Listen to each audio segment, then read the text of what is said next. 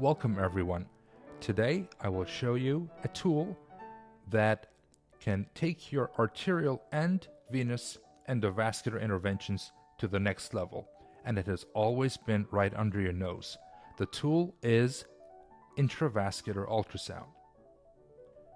There are many benefits to IVUS. For one, it can help you to better size your balloon for your interventions.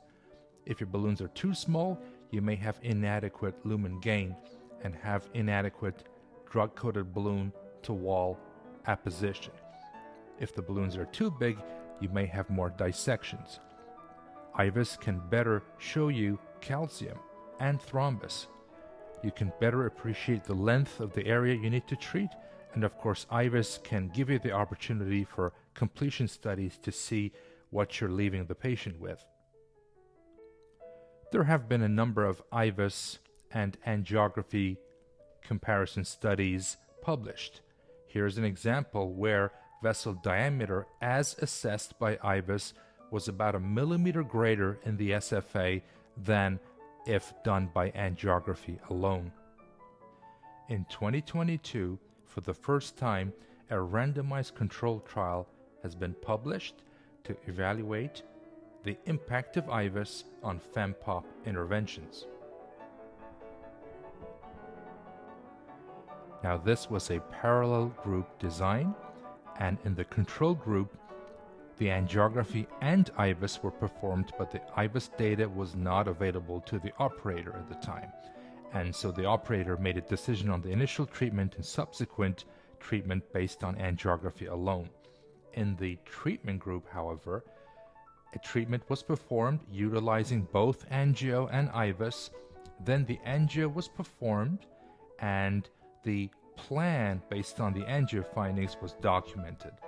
Then the IVUS was performed again and was available to the surgeon, and the treatment plan with the new IVUS information was documented. And then the operator did extra interventions if appropriate, and there was follow-up at 12 months. The primary outcome was binary restenosis out to 12 months.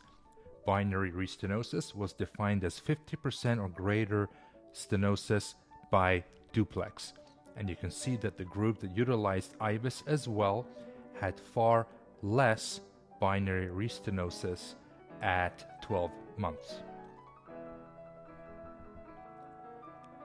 This study had some very interesting insights as well. For one, the usage of IVUS actually changed the treatment plan in a whopping 78% of cases. Longer segments were treated in 39%, and device size was increased in 25% of cases. Larger drug-coated balloons were used with IVUS, and this was likely associated with lower rates of restenosis. In this study, clinically driven TLR was not different between the two groups, but it was underpowered to show that, and probably longer-term follow-up would have.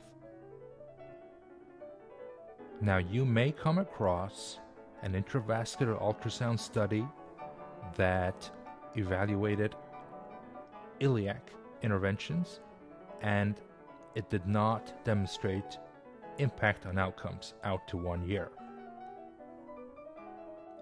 The study, however, had numerous limitations. For one, it was not a randomized controlled trial. The IVUS group had patients with far more advanced disease, including more CTOs, and this study only evaluated patients with self-expanding stents. Well, what about patients with critical limb ischemia? This IVUS study was published in 2021, and it addressed the important topic of infrapopliteal disease. In this analysis of a single-center database, the patients in the IVUS group appeared to be generally well matched to the angio group, and the finding was that limb salvage rates were superior in the IVUS group. The data is shown here for limb salvage rates. The IVUS group are in red, and they have better limb salvage rates without repeat reintervention.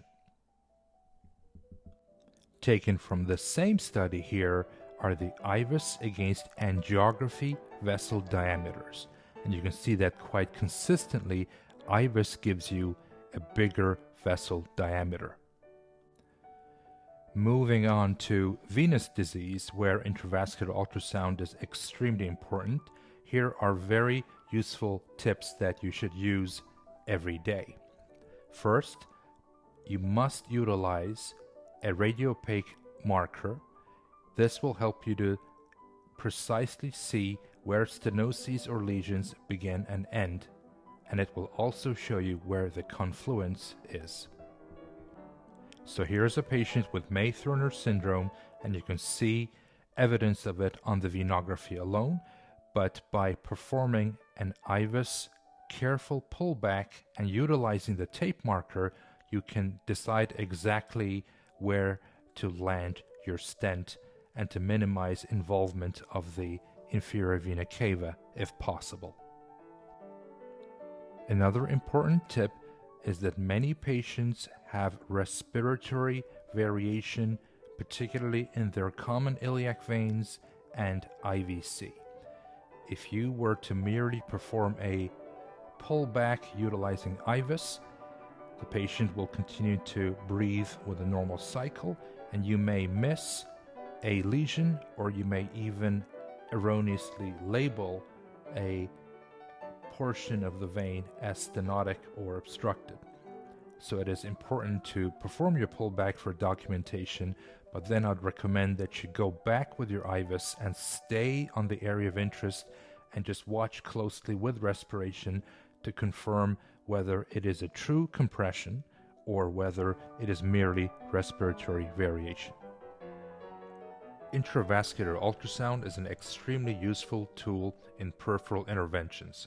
I hope that you will start to use it a lot more in your arterial interventions, and you should use it in essentially 100% of your deep vein interventions. It allows for better vessel sizing, lesion length appreciation, and plaque characterization. A randomized controlled trial has shown that it improves fem-pop patency, and it may also improve limb salvage. Thank you very much for your attention.